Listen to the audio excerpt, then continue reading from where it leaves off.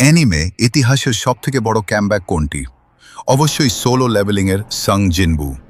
Season 1-এর সেই দুর্বল rank Hunter থেকে সিজন 2-এর শেষে সে কীভাবে গড লেভেলে পৌঁছালে, আজকের ভিডিওতে আমরা সেটাই দেখব।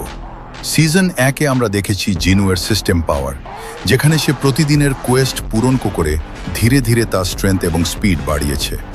তার ইনভেন্টরি সিস্টেম এবং স্ট্যাটাস উইন্ডো তাকে এমন এক উচ্চতায় নিয়ে যায় যেখানে বড় বড় হান্টাররাও তাকে দেখে ভয় পেতে শুরু করে।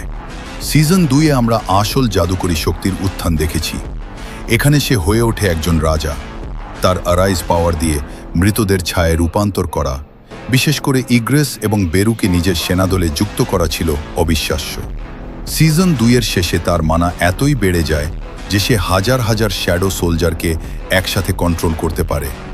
জিনুয়ের শ্যাডো এক্সচেঞ্জ স্কিলটি তাকে মুহূর্তের মধ্যে পৃথিবীর এক প্রান্ত থেকে অন্য প্রান্তে নিয়ে যেতে পারে। আর তার রুলার্স অথরিটি ক্ষমতাটি তাকে কোনো কিছু স্পর্শ না করেই নিয়ন্ত্রণ করার শক্তি দেয়। এক কথায়, সে শুধু একজন হান্টার নয়, সে নিজেই একটি আস্ত সেনাবাহিনী। সাং জিনবুর এই জার্নি সিজন 1 এবং 2-এ যতটুকু দেখেছেন, সিজন 3, 4 এবং 5-এ তার ক্ষমতা হবে আরও কয়েক গুণ বেশি। যদি আপনাদের সিজন 3, 4 এবং 5-এর পাওয়ার লেভেল এবং স্টোরি সম্পর্কে ভিডিও লাগে, তবে এখনই কমেন্টে জানান।